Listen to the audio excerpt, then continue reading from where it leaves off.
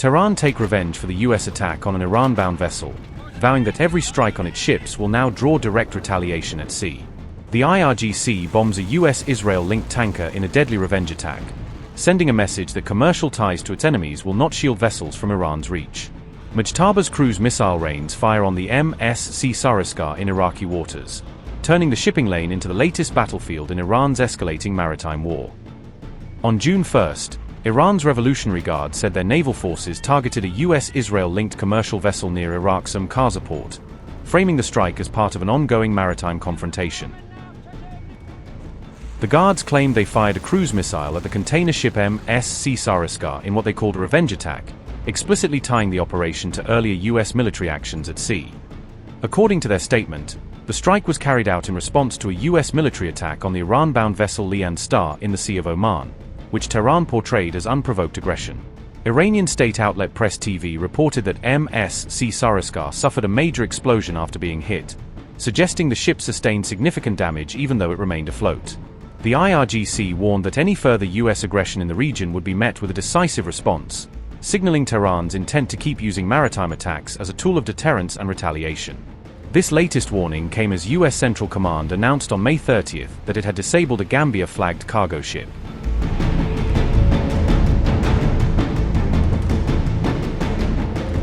US forces fired a Hellfire missile after the vessel ignored more than 20 warnings issued overnight. CENTCOM said a US aircraft fired the Hellfire into the engine room of the MV Lian Star. The vessel was allegedly moving through international waters toward an Iranian port in the Gulf of Oman. CENTCOM said the ship was left disabled and was no longer continuing toward Iran. US Central Command said, and I quote, US forces operating in the Gulf of Oman enforced blockade measures by disabling a Gambia-flagged maritime vessel attempting to sail toward an Iranian port, May 29th. US Central Command, CENTCOM, forces observed MV Lian Star transiting international waters toward an Iranian port on the Gulf of Oman and issued more than 20 warnings while informing the vessel it was in violation of the US blockade. A US aircraft disabled the vessel by firing a Hellfire missile into the ship's engine room after Lian Star's crew failed to comply. The ship is no longer transiting to Iran. US forces have disabled 5 commercial vessels and redirected 116 to fully enforce the blockade as a ceasefire with Iran remains in effect. Unquote. The vessel remained adrift in the Gulf of Oman and had not been boarded by US forces, AP reported. The US naval move comes amid uncertainty over efforts to extend the fragile ceasefire. Talks are underway on a possible 60-day extension to address Iran's nuclear issue. No final understanding has yet been reached, with Hormuz still at the center of the standoff. Iran has said its strategic partners, China and Russia, will continue to receive special treatment in the Strait of Hormuz. Iranian MP Ibrahim Azizi stated that both countries would enjoy favorable conditions for maritime transit, according to reports. The remarks come after Iran announced plans to impose tolls on ships passing through the Strait of Hormuz, a move strongly opposed by the United States. The announcement also came as Washington continued its economic pressure campaign aimed at restricting Iran's oil exports and wider energy trade.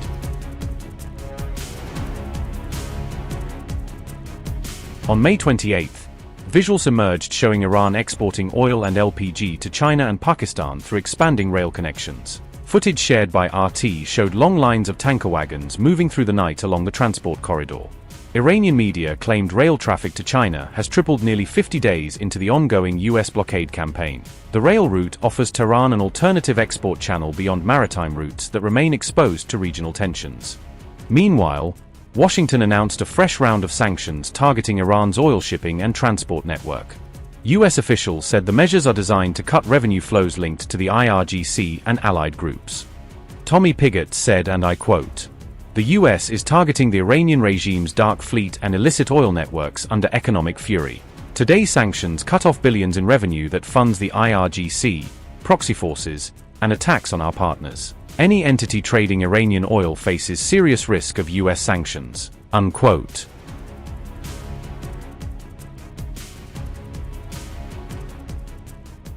Despite those pressures, Chinese vessels have continued to gradually exit the Strait of Hormuz without major disruptions.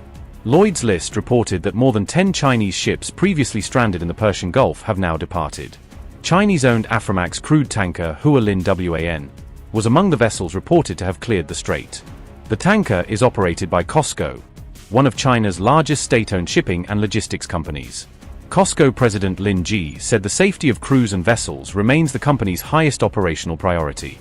The developments suggest Beijing is pursuing both maritime and land-based energy corridors as regional risks persist.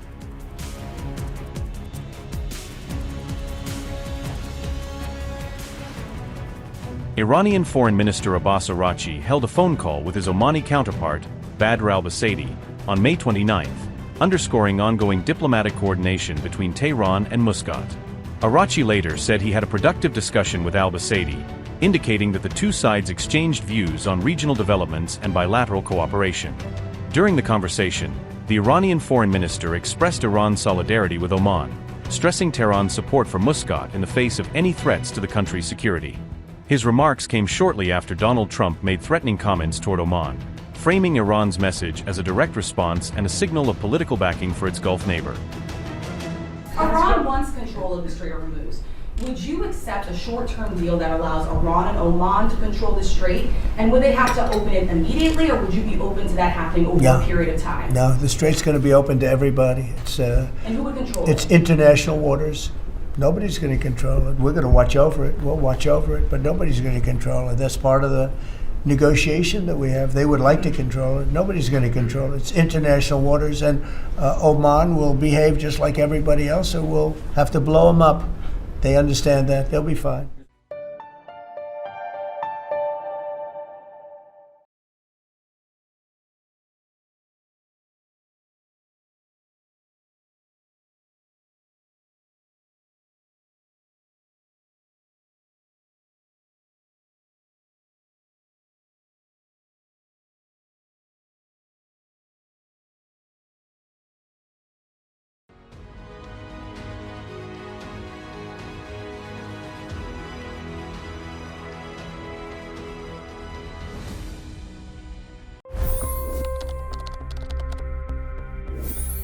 $25 crore गरीब गरीबी को परास्त करके बाहर निकले।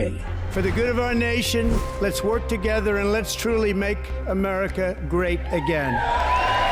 The fastest news breaks. Requested PM saying that we will have to speak to Putin and to Zelensky.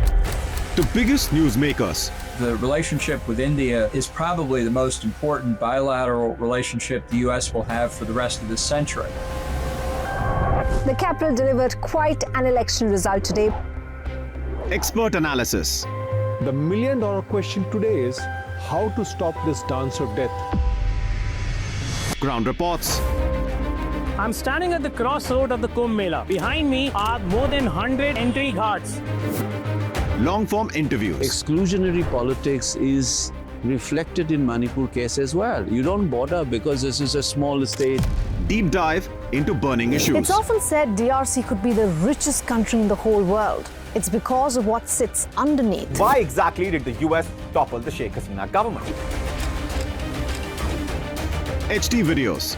We don't just break news, we break it down.